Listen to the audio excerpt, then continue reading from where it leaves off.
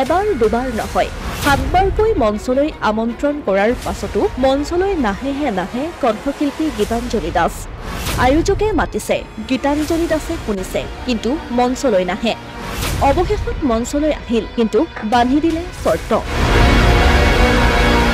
ঘোষকক সাক্ষাৎকাৰ নকৰালৈকে পৰিৱেশন নকৰে গীত আৰু মই অনুষ্ঠান তেতিয়াহে আৰম্ভ কৰিম যেতিয়া ঘোষকগৰাকী এবাৰ মঞ্চলৈ আহিব মই আমন্ত্ৰণ জনাইছো তেখেতক এবাৰ লগ পাবলৈ মন গৈছে ঘটনা ২৬ এপ্ৰিলৰ স্থান দেওচোতাল দীপৰ বিলৰ দেওচোতাল ৰঙালী বিহু সন্মিলনে আয়োজন কৰা বিহু অনুষ্ঠানৰ মুখ্য অতিথি হিচাপে আমন্ত্ৰিত হৈছিল সেইখিনিলৈকে সকলো ঠিকেই আছিল কিন্তু হঠাৎ মনত কিছু ক্ষোভ লৈ মঞ্চলৈ উঠি আহিল শিল্পীগৰাকী আহিয়ে বিচাৰিলে এজন বিশেষ ব্যক্তিক মঞ্চত শ দৰ্শকৰ সন্মুখতে ক'লে মঞ্চলৈ উঠি নহাৰ কাৰণ কি হয় কণ্ঠশিল্পী গীতাঞ্জলি দাসৰ নামটো বাৰে বাৰে আয়োজক সমিতিয়ে ভুলকৈ ঘোষণা কৰিছিল কি হৈছিল কাহিনীটো শুনক কণ্ঠশিল্পী গীতাঞ্জলি দাসৰ মুখেৰে এতিয়া মোৰ নামটো কি বাৰু আপোনালোকে কনফিউজ হৈছে নেকি কওকচোন আপোনালোকে ক'লে গম পাম মোৰ নাম কি ধন্যবাদ ৰঙালীৰ বহুত শুভেচ্ছা যাচিছোঁ আটাইলৈ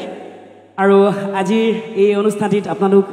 সকলোৰে সহায় সহযোগিতা কামনা কৰিছোঁ আৰু মই অনুষ্ঠান তেতিয়াহে আৰম্ভ কৰিম যেতিয়া ঘোষকগৰাকী এবাৰ মঞ্চলৈ আহিব মই আমন্ত্ৰণ জনাইছোঁ তেখেতক এবাৰ লগ পাবলৈ মন গৈছে মই এবাৰ লগ পাব বিচাৰিম ঘোষকগৰাকীক বিশিষ্ট মাননীয় ঘোষক ডাঙৰীয়া আপুনি আহিলে আমি অনুষ্ঠান আৰম্ভ কৰিব পাৰোঁ এবাৰ মঞ্চত বিচাৰিছোঁ আয়োজকৰ তৰফৰ পৰা যদি পঠিয়াই দিয়ে তেখেতক এবাৰ ভাল পাম মই চিনাকি হ'ব মন গৈছে আপুনি কৰি আছে নেকি ঘোষণা ৰাইজে ইতিমধ্যে মোৰ নামৰ গীতটি গাবলৈ আৰম্ভও কৰিছে মই শুনিছোঁ থেংক ইউ ছ' মাছ এনেদৰে মৰম দিব ভাল লাগিব এয়া দাদা আমাৰ মাননীয় ঘোষক ডাঙৰীয়া তেখেতৰ কাৰণে এটা ৰাইজৰ পৰা ডাঙৰকৈ হাত চাপৰ বিচাৰিছোঁ পোনতে একো নাই বাৰু একো নাই মই আপোনাক মাত্ৰ এবাৰ লগ পাব বিচাৰিছিলোঁ কাৰণ বাৰম্বাৰ কৈ থকা হৈছে আপোনাক মোৰ নামটো আৰু যদি এখন মঞ্চত উঠাৰ আগতে নিজৰ নামটো ভুলকৈ শুনা যায় সেইটো চাগে আপোনাৰো ভাল নালাগিব নহয় জানো দাদা নাই মই অকণমান মনত বেয়া লাগিছে মই সেইকাৰণে আপোনাক এবাৰ মাত্ৰ দৰ্শন কৰিব মন আছিলে সেইকাৰণে আপোনাক বিচাৰিছোঁ মঞ্চত অন্য মোৰ একো কথা নাই ৰাইজ তেখেতৰ কাৰণে এটা ডাঙৰ হাত চাপৰি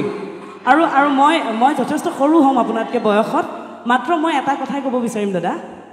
যদি অসুবিধা হয় মনত ৰাখিবলৈ এখন কাগজত লিখি ল'লেই হ'ল বাছ চিম্পল কথা হয়নে বাৰু মই আপোনাক সন্মান জনাইছোঁ কেৱল নাই আপুনি যথেষ্ট বয়সত ডাঙৰ মই আপোনাক ক্ষমা খোজাবলৈ মঞ্চলৈ মাতা নাই মই মাত্ৰ আপোনাক এবাৰ লগ পাব বিচাৰিছোঁ নাই মই মনত একো লোৱাই নাই মাত্ৰ মই ভাবিছোঁ যে কোনজন মানুহে মোৰ নামটো বাৰেনো ভুলকৈ কৈছে মই এবাৰ লগ পাওঁচোন অনুষ্ঠান আৰম্ভ কৰাৰ আগতে কাৰণ মোৰ টীমৰ ফালৰ পৰাও কেইবাবাৰো কোৱা হৈছে যে মোৰ নামটো গীতাঞ্জলি বুলি কিন্তু বাৰে আপুনি যেতিয়া শেষৰ বাৰলৈকে মানে ভুলকৈ কৈছে মোৰ তেতিয়া অকণমান বেয়া লাগিছে জাষ্ট চিনাকিটোহে হ'লোঁ আপুনি একদম বেয়া নাপাব দেই নাই নিশ্চয় বেয়া নাপাওঁ ৰাইজ আয়োজকৰ কাৰণে এটা ডাঙৰ হাত চাপৰি বিচাৰিম পুনতে আপোনালোক সকলোৰে পৰা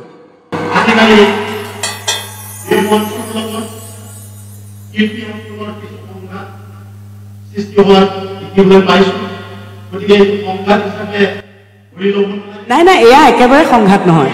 হয় আপুনি মাত্ৰ মোক একো বেয়া নাপাব মই হয় কেতিয়াও মই ভবাই নাই মই কেতিয়াও আপোনাক তেনেকৈ ভবা নাই মাত্ৰ আপুনি মনত একো বেয়া ভাৱ নল'ব মোতকৈ আপুনি বহুত ডাঙৰ হয়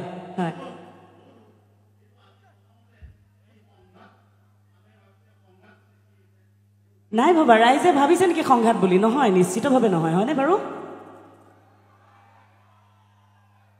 আমাৰ আয়োজকেও যথেষ্ট কষ্ট স্বীকাৰ কৰি বিহুখন আয়োজিত কৰিছে আৰু আমাক আমন্ত্ৰণ কৰিছে তাৰ কাৰণে পুনতে ধন্যবাদ জনাইছোঁ আৰু অনুষ্ঠানটি আৰম্ভণি কৰিছোঁ ধন্যবাদ সকলোকে থেংক ইউ একাংশৰ মতে এয়া এগৰাকী শিল্পীৰ ক্ষেত্ৰত শোভা নাপায় ভুল হৈছে ঘোষকগৰাকীৰ সেই কথা এইদৰে ৰাজহুৱাকৈ নকৈ ব্যক্তিগতভাৱেও ক'ব পাৰিলে হয় কাৰোবাৰ মতে ভদ্ৰ ভাষাৰে ঘোষকগৰাকীক তেওঁ চৰম অপমান কৰিলে কোনোবাই সামাজিক মাধ্যমত লিখিছে কথাৰ সুৰত ইটিকিং স্পষ্ট এয়া শিল্পী গীতাঞ্জলিৰ অহংকাৰ একাংশই তেওঁক ক্ষমা খোজাৰো দাবী জনাইছে সিদিনা চানমাৰীত শিল্পী দিগন্ত ভাৰতীক কৰা অপমানৰ পাছত শিল্পী সমাজে যিদৰে ধিক্কাৰ দিছিল সেই একেইখিনি শিল্পী সমাজক এনে কাৰ্যৰ বিৰোধিতা কৰিবলৈও একাংশই এতিয়া জনাইছে আহ্বান অসমীয়া প্ৰতিদিন ডিজিটেল ডেস্ক